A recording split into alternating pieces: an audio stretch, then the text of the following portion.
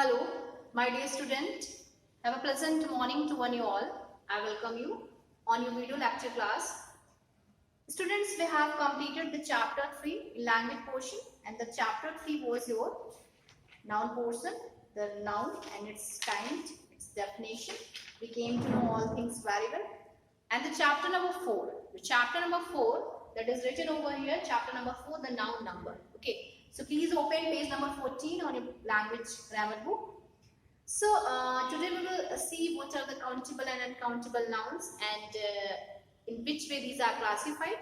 So nouns are classified into uncountable and countable. The countable nouns are those types of the noun which we can count very well. Fine. And uncountable noun are those types of the noun which we can weigh or measure it. Fine. Now the countable nouns are classified into two, singular number and plural. These are classified into two, singular and plural.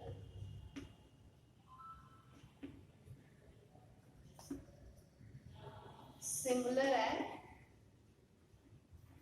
plural. These are classified into two, singular and plural. Fine.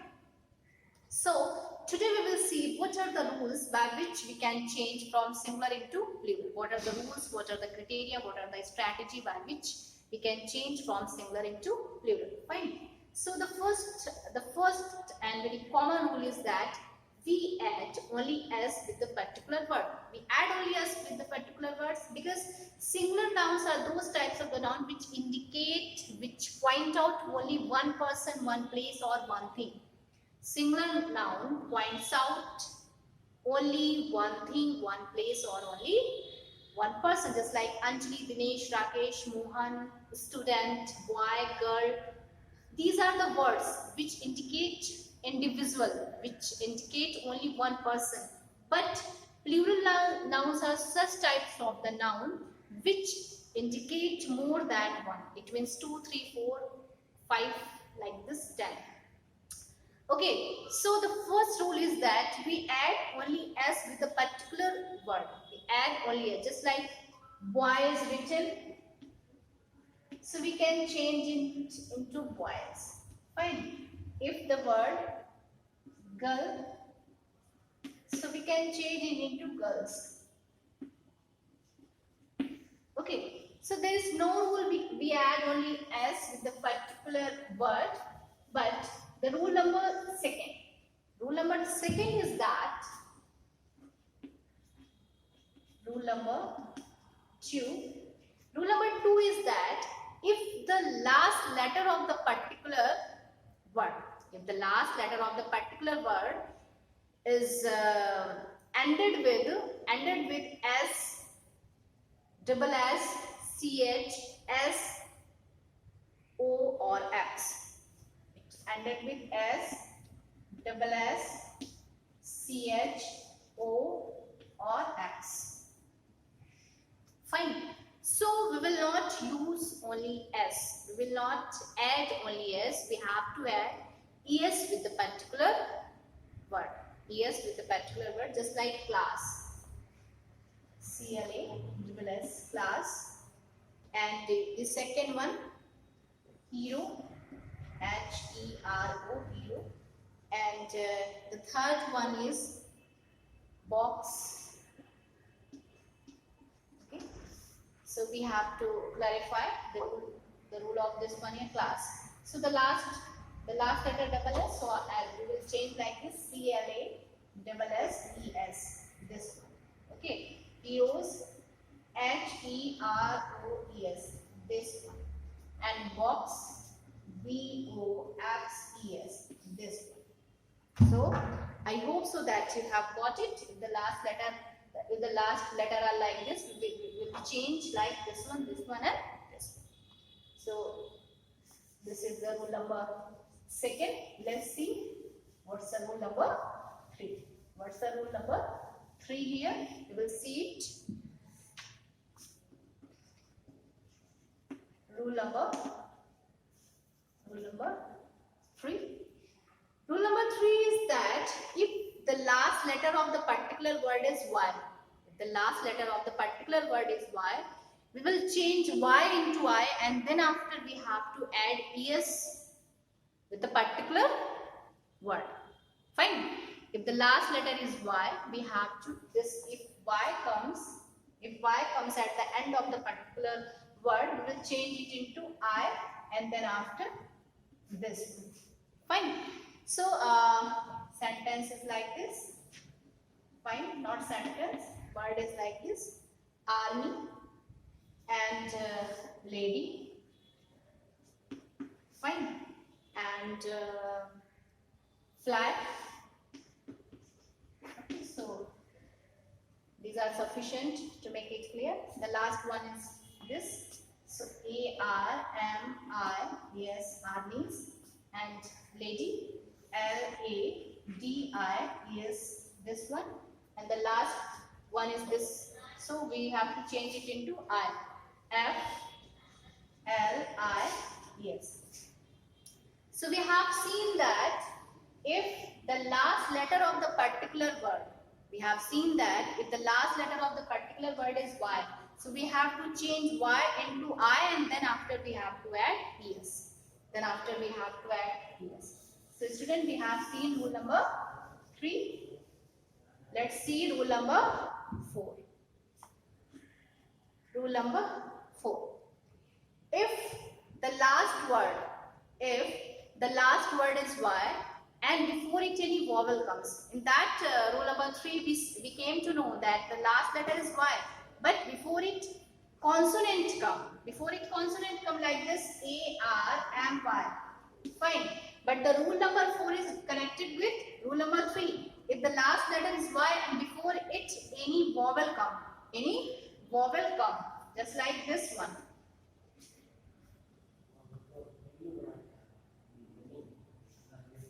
Just like this one.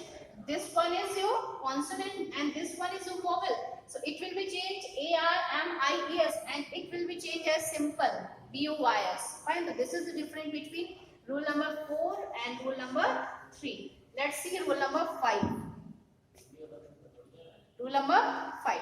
Rule number 5 is that if the last letter is F or F-E, the last letter is F or F-E, we have to change into V-E-S, just like Y, this one, and the second one is knife, K and I, F-E. So we will have to change W-I-V-E-S, wives, and then after K and I, V-E-S, knives. So this one and this one will be changed into V-E-S. This is your rule number 5.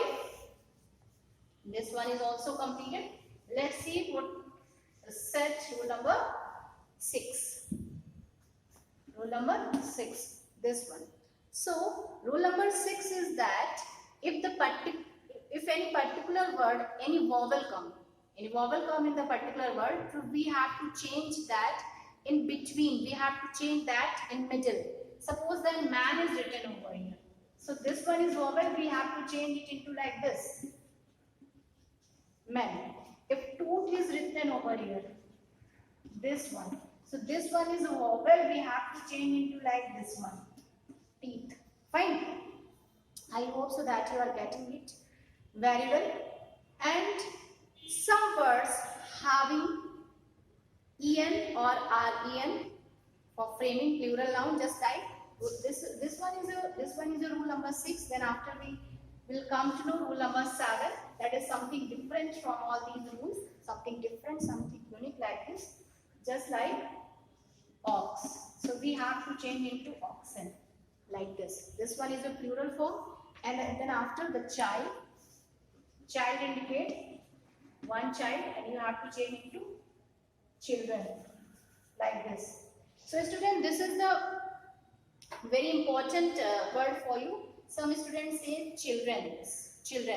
Children is itself a plural form. How can you change plural into plural?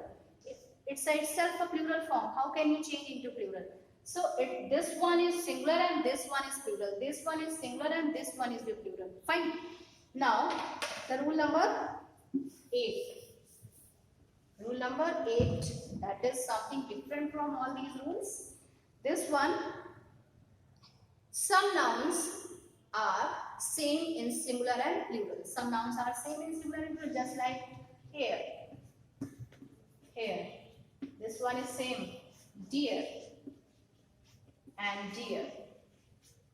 Singular and plural same. And the last one is that rule number 9. Some nouns always be in plural form. Rule number 9. Some nouns are always be in plural form. This one, just like plural form, just like cattle, people, CATTL, cattle, people, and police. Fine.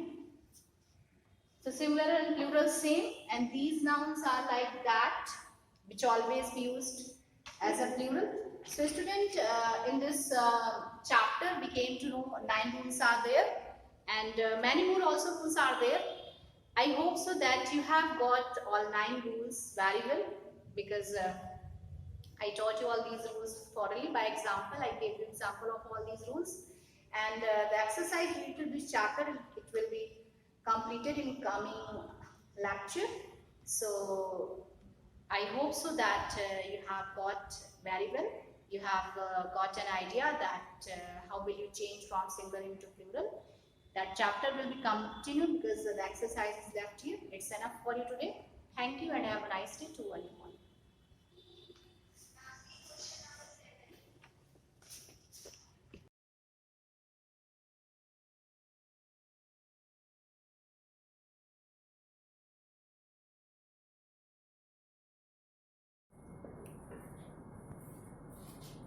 सुस्वागतम। मैं लता पांडे, संस्कृत शिक्षिका, Shivaji group of institutions.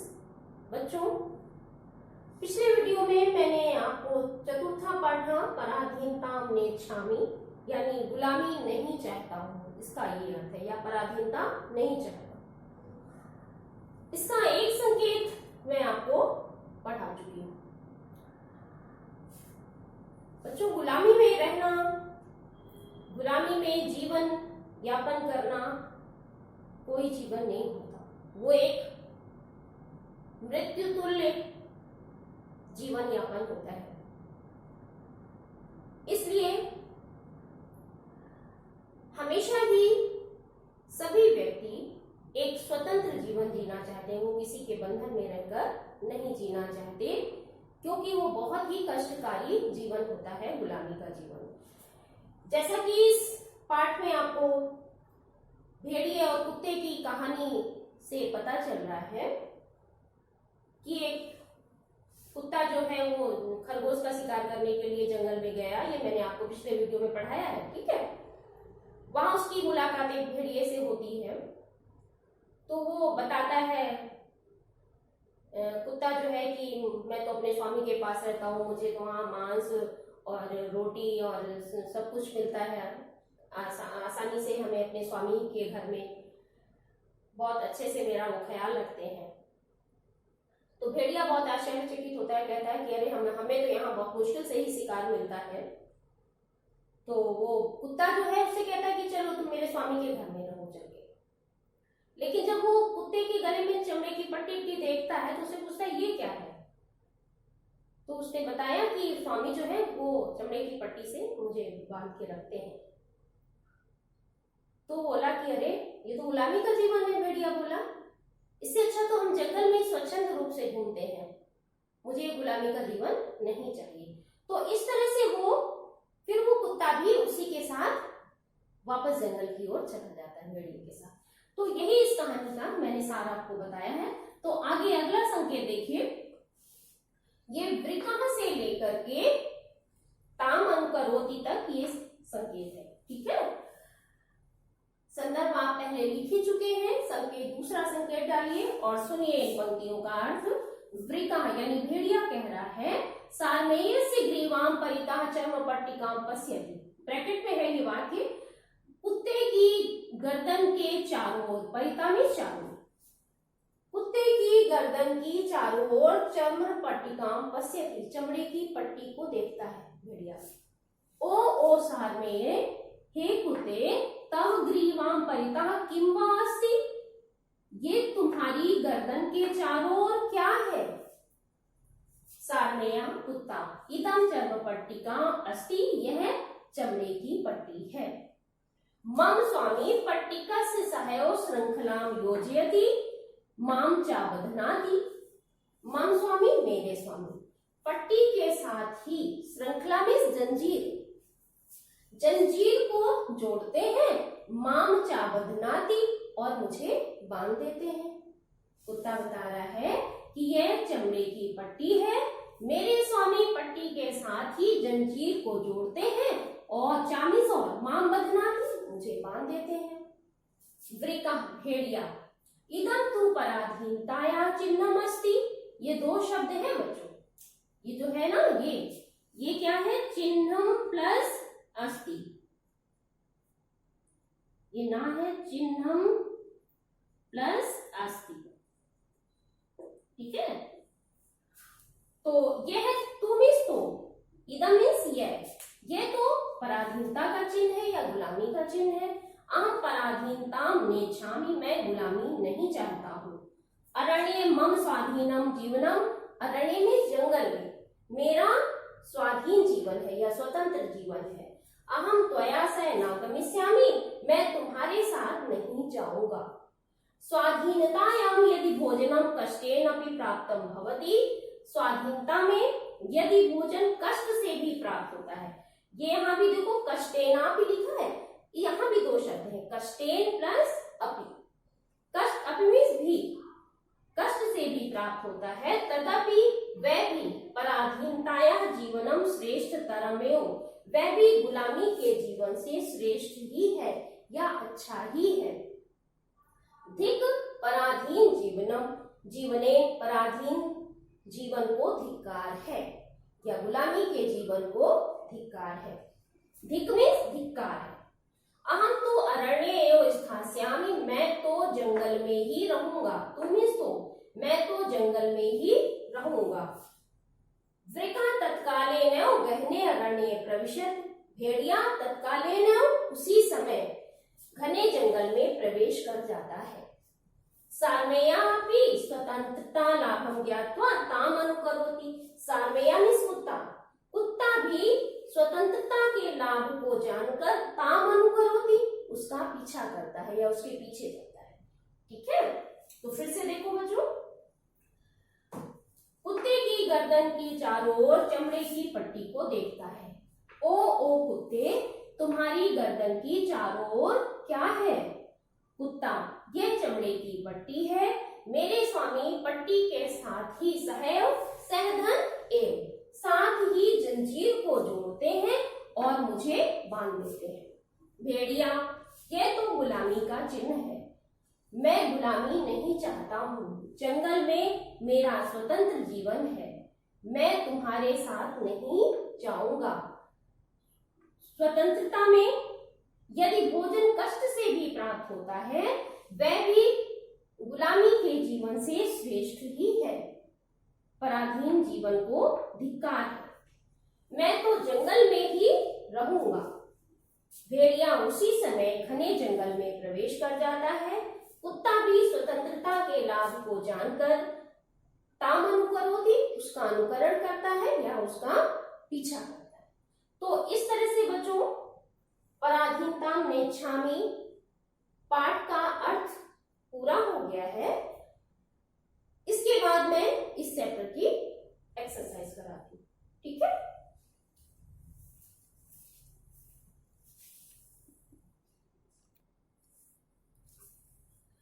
हाँ बच्चों,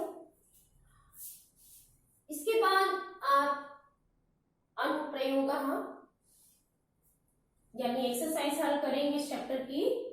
तो exercise first है, निम्नलिखित प्रश्नों के उत्तर संस्कृत में लिखिए। पहला प्रश्न है, पालिता सारमेयः कुत्र प्रविशति स्म, यानी पालतू कुत्ते ने कहाँ प्रवेश किया। आपका उत्तर होगा, पालिता सारमेयः अरण्ये प्रविशति स्म।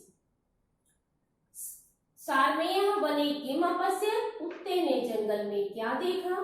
सारमेयः वने एकम वृकम अपश्यत्, कुत्ते ने जंगल में एक भेड़िए को देखा।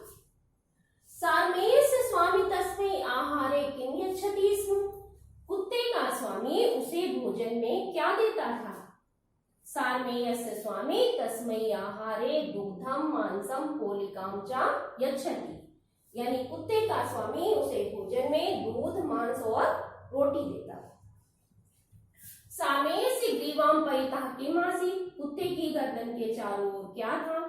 सारमेयस्य ग्रीवाम परितः चर्मपट्टिकाम आसीत्, कुत्ते की गर्दन की चारों ओर चमड़े की पट्टी थी। एषा कथा का शिक्षाम ददाति, यह कहानी क्या शिक्षा देती है? एषा कथा इयं शिक्षाम ददाति, यह कहानी यह शिक्षा देती है कि पराधीनता से स्वाधीनता श्रेष्ठ है। क्लियर? फिर से देखें, पालिता सारमेया कुत्र प्रविशति स्म, पालिता सारमेया अरण्ये प्रविशति स्म। सारमेयः वने किम् अपश्यत्, सारमेयः वने एकं वृकम् अपश्यत्। सारमेयस्य स्वामी तस्मै आहारे किं यच्छति स्म, सारमेयस्य स्वामी तस्मै आहारे दुग्धं मांसं पोलिकां च यच्छति स्म आएगा। ठीक है, यच्छति जो है वो लट लकार की क्रिया है।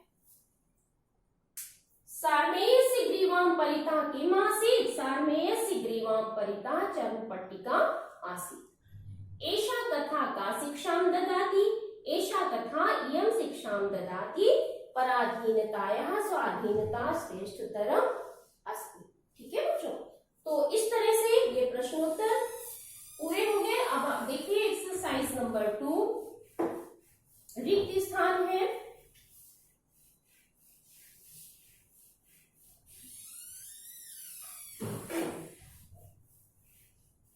एक्सरसाइज नंबर 2 में रिक्त स्थानों की पूर्ति कीजिए। यह है आपकी एक्सरसाइज नंबर 2।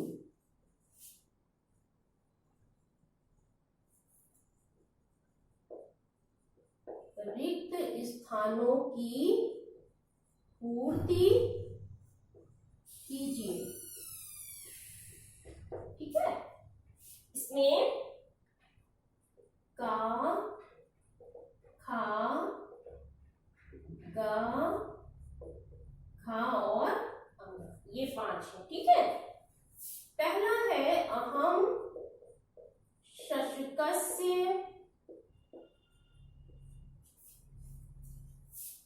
आखेटनाय, आखेटनाय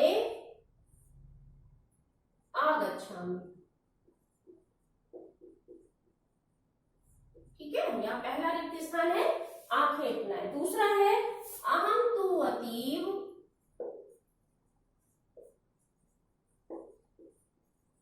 यहाँ रिक्त स्थान होगा काठिन्येन। ठीक है बच्चों, भोजनम लेभे, भोजनम लेभे ये दूसरा है। तीसरा देखिए अन्यथा मृतानाम, अन्यथा मृतानाम यानी मरे पशु नामेव, ये रिक्त स्थान में आएगा। पशु नाम एव मांसम भक्ष्यामि। ठीक है, ये तीसरा हो गया रिक्त स्थान। चौथा देखिए अरण्य यानी जंगल में, अरण्य मम के बाद रिक्त स्थान आएगा। रिक्त स्थान है स्वाधीन, स्वाधीनम जीवनम। ठीक है, लास्ट देखिए सारमेया अपि यानी कुत्ता, अपि मीन्स भी, स्वतंत्रता लाभम ज्ञात्वा, स्वतंत्रता लाभम ये रिक्त स्थान है। ज्ञात्वम ज्ञात्वा ताम अनुकरोति ये रिक्त स्थान में आएगा। ये रिक्त स्थान नहीं है बच्चों, ताम अनुकरोति।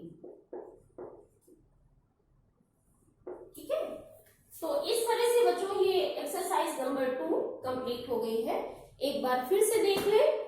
अहम शस्कस्य आखेटनाय आगच्छामि। अहम तु अतीव काठिन्येन भोजनं लेभे, अन्यथा मृतानां पशूनामेव मांसं भक्षयामि। अरण्ये मम स्वाधीनं जीवनम्। सार्मेया अपि स्वतंत्रता लाभं ज्ञात्वा ताम् अनुकरोमि।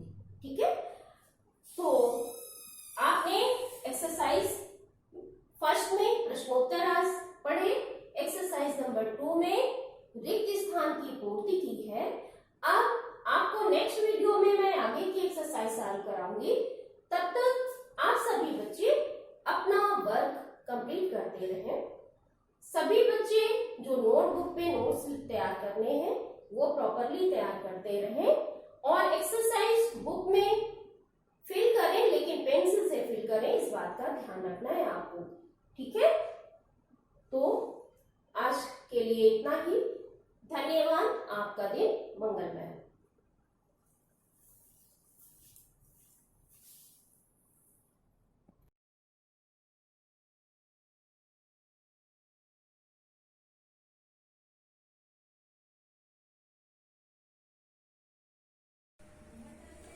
Myself Rakesh Kumar, science teacher of Shivaji group of institution. 7th class Hindi medium के बच्चों का साइंस क्लास में स्वागत है। तो बच्चों, पिछली क्लास में आपने जंतुओं में परिसंचरण एवं उत्सर्जन तंत्र पाठ में से रक्त के बारे में अध्ययन किया था, यानी प्लेटलेट्स तक या रुधिर का थक्का जमना तक अध्ययन कर लिया था। उसके आगे अब है रुधिर के कार्य, यानी रक्त हमारे शरीर में कौन कौन से कार्य करता है। तो रक्त के निम्नलिखित कार्य हैं। नंबर 1, यह भोजन व ऑक्सीजन को शरीर के समस्त भागों में पहुंचाता है। नंबर 2, यह रक्त का थक्का बनाकर अतिरिक्त रक्त स्राव को रोकता है। जैसे कभी चोट किसी की लग जाती है तो खून बहना शुरू हो जाता है, लेकिन अपने आप वो थक्का बना देता है आगे, जिसके कारण अतिरिक्त रक्त स्राव बंद हो जाता है। नंबर 3, यह जीवाणुओं को नष्ट करके रोग फैलने से रोकता है या शरीर को बचाता है। यह अनुपयोगी पदार्थों को गुर्दे या फेफड़ों में वहां से पहुंचाता है जहां से इनका उत्सर्जन होता है। नंबर 4, यह शारीरिक ताप को नियंत्रित करता है। यह ऊष्मा को एक स्थान से दूसरे स्थान पर ले जाता है तथा शरीर के ताप को नियंत्रित करने का काम भी रक्त ही करता है। अगला नंबर, यह जल सतह को नियंत्रित करता है। एक समान रूप से वितरण कर जल स्तर को नियंत्रित करता है।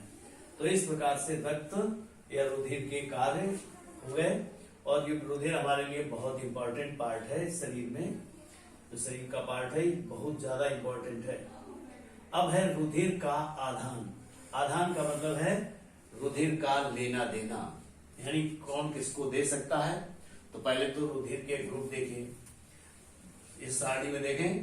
पहला है क्रम संख्या, दूसरा है रक्त समूह, तीसरा है को दे सकता है, और फिर अगला कॉलम है से रक्त ले सकता है। तो पहले क्रम संख्या 1 में है ए, यानी रक्त समूह ए किसको किसको दे सकता है, ए तथा ए बी को दे सकता है। यानी ए ग्रुप का रक्त ए ग्रुप वाले व्यक्ति को या ए बी वाले व्यक्ति को चढ़ाया जा सकता है या दिया जा सकता है। अब ए ग्रुप ले किससे सकता है, अगर ए ग्रुप को जरूरत हुई तो ए ग्रुप ए से ले सकता है तथा ओ ग्रुप से ले सकता है।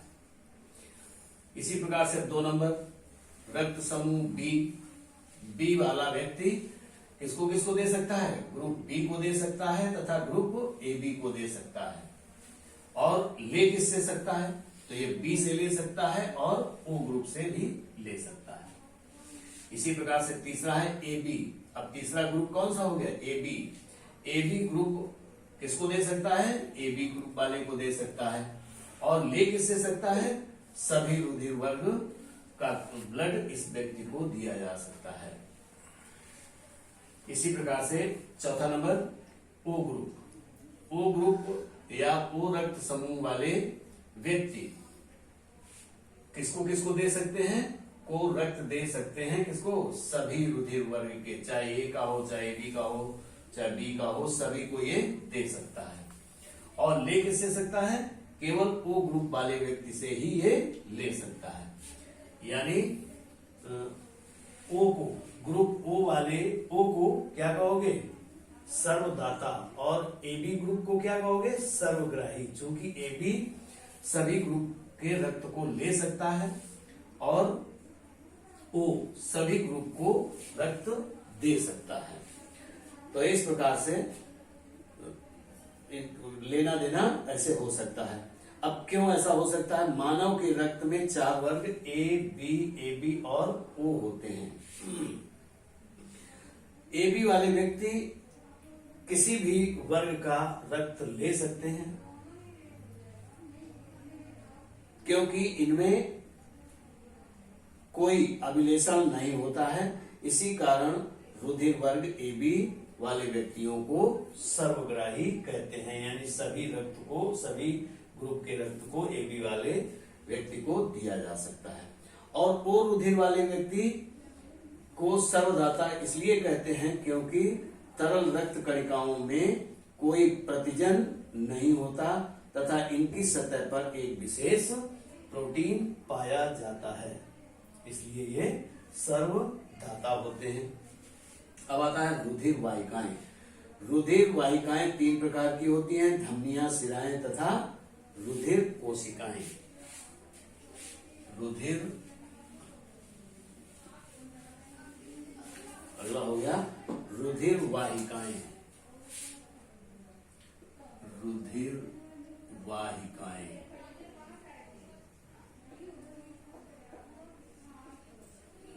रुधिर वाहिकाओं के अंतर्गत धमनियां, शिराएं तथा रुधिर कोशिकाएं आती हैं।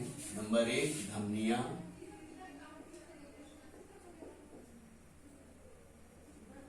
नंबर 2 शिराएं,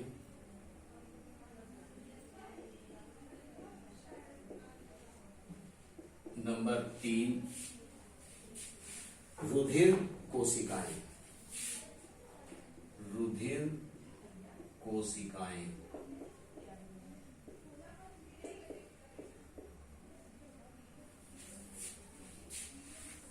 तो अब धमनियां वे रक्त वाहिनियां होती हैं जिनमें हृदय से और पूरे शरीर के सभी भागों में भेजा जाता है। कलाई व गर्दन को छोड़कर धमनियां ऊतकों में नीचे की ओर गहराई में स्थित रहती हैं। इनमें से किसी स्थान पर नाड़ी होती है। धमनियों की दीवारें 3 सतहों से मिलकर बनी होती हैं। बाहरी सतह लचीली ऊतकों से मिलकर बनी होती है तथा भीतरी सतह पतली व चिकनी कोशिकाओं से मिलकर के बनी होती है। धमनियों की मध्य सतह एक मजबूत ऊतक से बनी होती है।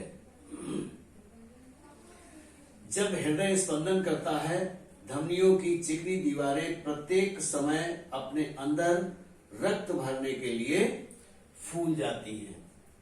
अंदर रक्त भरने के लिए फूल जाती हैं। तब उनके मजबूत ऊतक धीरे धीरे सिकुड़ते हैं। इसमें रक्त धमनियों की लंबाई के चारों ओर तथा कोशिकाओं की ओर निचुड़ जाता है, जिससे आगे की ओर चलने लगता है। अब शिराएं शरीर के सभी भागों में अशुद्ध रक्त को अशुद्ध पदार्थों सहित हृदय में वापस लाती है। यानी शिराओं का काम क्या है? शरीर के सभी भागों से रक्त को वापस, अशुद्ध रक्त को वापस हृदय में लाने का काम शिराएं करती हैं। और धमनियों का काम क्या था? ऑक्सीजनेटेड ब्लड को पूरे शरीर में भेजने का काम धमनियों का था। और शिराओं का वापस शरीर के सभी भागों से वापस रक्त यानी अशुद्ध रक्त, डीऑक्सीजनेटेड रक्त को वापस हृदय तक लाने का काम शिराएं करती हैं। इसी प्रकार से अब अगला है रक्त कोशिकाएं। सबसे छोटी पतली दीवारों वाली रुधिर वाहिनियां रक्त कोशिकाएं कहलाती हैं। रक्त कोशिकाएं किसको कहते हैं? सबसे छोटी पतली दीवारों वाली रुधिर वाहिनियां रक्त कोशिकाएं कहलाती हैं। ये धमनी व शिराओं को जोड़ती हैं। ये धमनी व शिराओं को जोड़ती हैं। शिराओं में एक मार्ग वाले कपाट होते हैं जो हृदय के दोनों ओर खुलते हैं। ये कपाट रक्त को पीछे की ओर नहीं बहने देते। अगला है रक्त कोशिकाएं। सबसे छोटी पतली दीवारों वाली रुधिर वाहिकाएं या वाहिनियां रक्त कोशिकाएं कहलाती हैं। ये धमनी व शिराओं को जोड़ती हैं। ऑक्सीजन, भोजन तथा अन्य पदार्थ रक्त कोशिकाओं के द्वारा रुधिर में ऊतकों में जाते हैं। ऊतकों में कार्बन डाइऑक्साइड व अन्य अनुपयोगी पदार्थ रक्त कोशिकाओं के द्वारा गुजरते हैं तथा रुधिर धारा में प्रवेश करते हैं। तो इस प्रकार से आपने रक्त के आने और जाने का सिस्टम समझ लिया। यानी धमनियां शुद्ध रक्त को हृदय से पूरे शरीर में भेजने का काम करती हैं। शिराएं वापस डीऑक्सीजनेटेड ब्लड को या रक्त को यानी जो अशुद्ध रक्त है उसको शरीर से पूरे संपूर्ण शरीर से वापस हृदय में लाने का काम करती हैं। हृदय, चलिए फिर आपने रुधिर वाहिकाओं के बारे में यानी धमनियां, शिराएं और रुधिर कोशिकाओं के बारे में शायद अध्ययन कर लिया। तो इस क्लास में इतना ही। आगे नेक्स्ट क्लास में यानी अब हम अगले लेसन में या अगले क्लास में हृदय के बारे में बताएंगे। Thank you.